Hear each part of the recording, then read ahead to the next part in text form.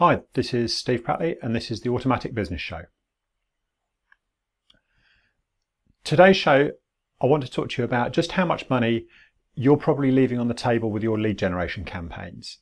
So a typical lead generation campaign that we see is taking traffic from paid search on Google AdWords or from LinkedIn, Twitter, and in consumer markets, quite often it's going to be from Facebook as well.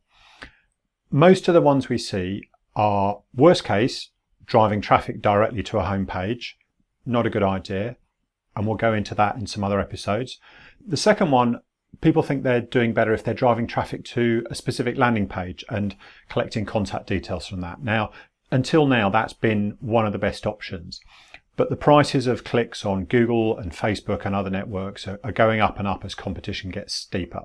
And so we're having to fight much harder to get those leads and to convert them into sales. So first of all, you need to get yourself into the mindset of the customer. And if they arrive on a page and it has a little bit of sales copy and then a request for you to call them, get a free quote, they know pretty much that they're going to get sold to when they do that. Consumers are sophisticated now. They know that things like free strategy calls are essentially sales calls. And they want something else. They want to see a little bit more of you and decide whether they want to hand over their details and spend time on the phone with your sales guys before they actually give that detail up. So our first tip is, don't just go straight for the kill. Don't just go straight for the give us your contact details or give us your telephone number. Try and find something that you can give them that will help them a little bit in their buying decision. Will help position yourself as being somebody who is more trustworthy, helpful, likable, and acting in their interests than just somebody who wants to sell to them. Now, that's good practice in any landing page, and you need to follow that up as well. So you need to have some emails in place that will follow that information up, and then push them a little bit more gently towards buying from you. Because there's a relatively small number of customers who will go straight for that telephone number, or straight for the callback form, or straight for handing you their email address just cold. Now, a bigger part of this is how you're actually targeting those adverts. Now, if you're doing PPC, you're probably targeting on search keywords, which are becoming more expensive. If you're using things like LinkedIn and Facebook, you've probably been targeting on some kind of interest type for that customer. So somebody has an interest in a business like yours. It might be a weight loss business. It might be a chiropractic business. It might be career advancement or some kind of consultancy. There's a very wide range of information that Facebook has about its customers now, and you've probably been targeting on that.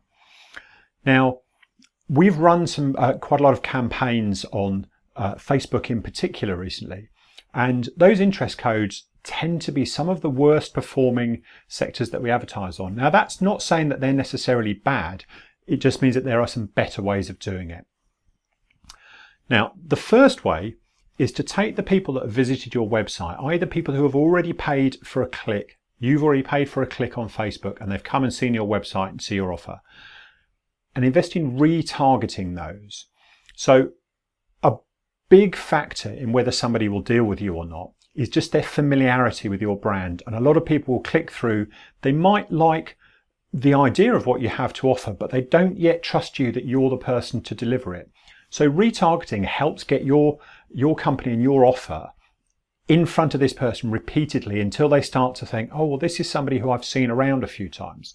So retargeting based on people that actually click through on any advert and arrive on your website, and you can then show adverts either on Google or on Facebook, or even some other sites using banner ads. And there are some tools that we've used that will get you some quite wide coverage in that respect. And those will typically outpull the people who have just clicked on your site once by several times over. 3-4 times the conversion rates is not unusual for that kind of data. Now, the second type of targeting that we use is to take your own data. So if you already have a customer base, we can take that list, add that into Facebook, and actually Google's now releasing similar tools, and create an audience of people who have already bought. or people who have already signed up just for a lead but haven't bought yet. So we can target specifically at them, get people who haven't bought that particular product from you, but who you do have some data for, and target them. Again, those will outperform a general interest group on Facebook or Google by 2-3 times over quite happily. The last one is an interesting tool which Facebook does particularly well, and because Facebook do it, also it means you can run that on Instagram, who Facebook also own, and that's a lookalike audience. So you upload your data into Facebook, or they can see people who have clicked through to your site from previous ads. They will then go through that and understand the interest, not just on one dimension that you're picking, so they're interested in weight loss, for example, but in all the other things that they're interested in. And they'll combine those together and find an audience of people who look very similar to them. And you can say how exact you want to match that audience. So take a very precise one to start with, and then ones that match a little bit less and a little bit less until you get down to just break even.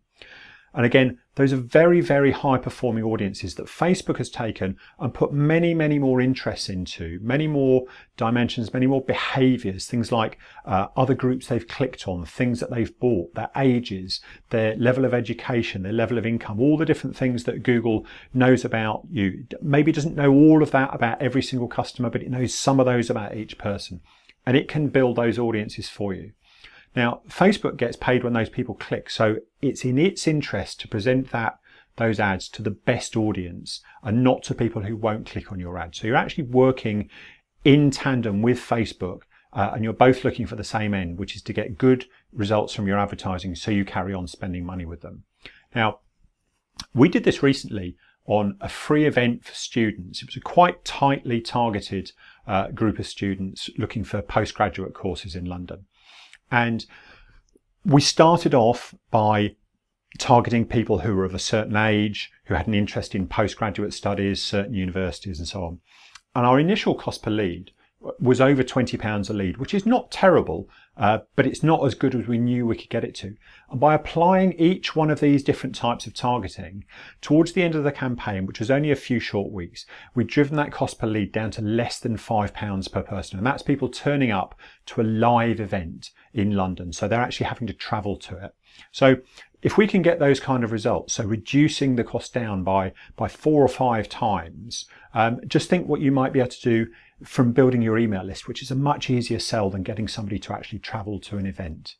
Now, take a look at the ads that you're running, take a look at the kind of landing page you're doing, and put yourself in your customer's shoes and just see whether any of these techniques might actually mean that you're leaving some really big chunks of money on the table if you're just driving ads and expecting people to convert in one go.